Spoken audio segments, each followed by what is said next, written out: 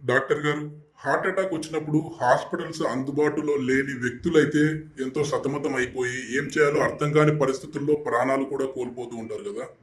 అలాంటి వారికి మీరిచ్చే సలహా ఏంటి? అంటే ప్రథమ చికిత్సతో వారి ప్రాణాలను కాపాడవచ్చా?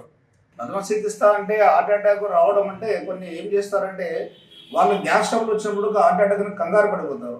హార్ట్ అటాక్‌లో మామూలుగా వచ్చేసి లక్షణాలు ఏమిటంటే ఎడమ చెయ్యి మామూలుగా లాగటము, నొప్పి రావటము, ఎడమ దవడ రావటము, ఈ విధంగా నొప్పి విపరీత నొప్పి వస్తుంది.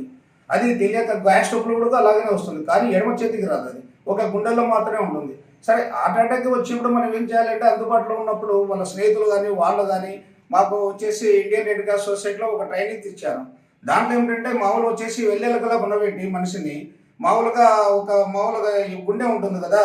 ఆ గుండె మీద మామూలుగా వచ్చేసి ప్రెస్సింగ్ చేయాలి. 5, 6 తూర్లు ప్రెస్సింగ్ చేస్తూ అట్లా ఉండి మామూలుగా వచ్చేసి కొద్దిగా నోట కూడా మామూలుగా కొద్దిగా గుడ్డ అడ్డం పెట్టుకొని వాళ్ళ వైరస్ మనకు రాకుండా ఊది అట్లా చేస్తూ ఉంటే కనుక హార్ట్ అటాక్ నుంచి కూడా కోలుకోవచ్చు. అంతకు లోపల వెంటనే మామూలుగా వచ్చేసి పెద్ద హాస్పిటల్‌కి పోయి మళ్ళీ వాళ్ళు రికవర్ కావచ్చు దండిగా ఉన్నారు ఆ విధంగా.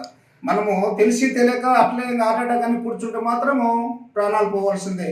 అందుకు కొద్దిగా జాగ్రత్తగా వాళ్ళు కూడా కొద్దిగా హార్ట్ అటాక్ వస్తుంది అంటే నడవడం కానీ అది ఉండేది స్టాప్ చేసి నిబ్బరంగా కూర్చుంటే కూడా కొంత తగ్గిపోయిన ఉన్నాయి చాలా వరకు. హార్ట్ అటాక్ వచ్చే ముందు కనపడే సిమ్టమ్స్ ఏమిటుంటాయి? హార్ట్ అటాక్ వచ్చినప్పుడు ఏమవుతుందంటే కొద్దిగా నడుస్తూ ఉంటే యాష్ వస్తుంది.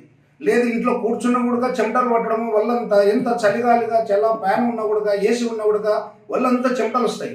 చెమటలు రావడము తర్వాత నీరసించిపోవడము ఎడమ చేయి బాగా లాగటము ఈ విధంగా ఉంటుంది.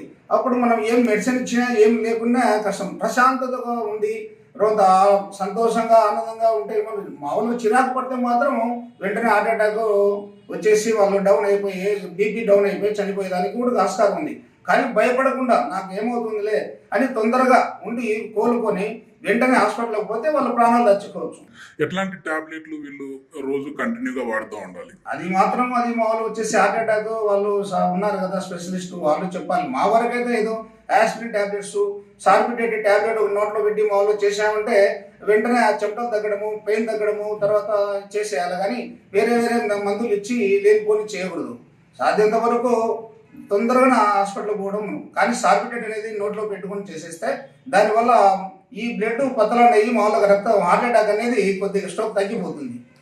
గుండె నొప్పి ఇట్లా ఉన్నవాళ్ళు మామూలుగా ఎక్సర్సైజ్‌లు ఎలాంటి ఎక్సర్సైజ్‌లు చేస్తే వాళ్ళకి రికవర్ అయ్యే అవకాశం ఉంటుంది? అంటే పూర్తిగా కాకపోయినా వాటి నుంచి తప్పించుకోవచ్చు. గుండె నొప్పి వచ్చిన తర్వాత కాదు కానీ హాస్పిటల్ నుంచి కోలుకున్న తర్వాత మామూలు వచ్చేసి వాకింగ్ మాత్రం కంపల్సరీ చేయాలి. కొలెస్ట్రాల్ ఉండే ఫుడ్స్ మాత్రం తీసుకోకూడదు.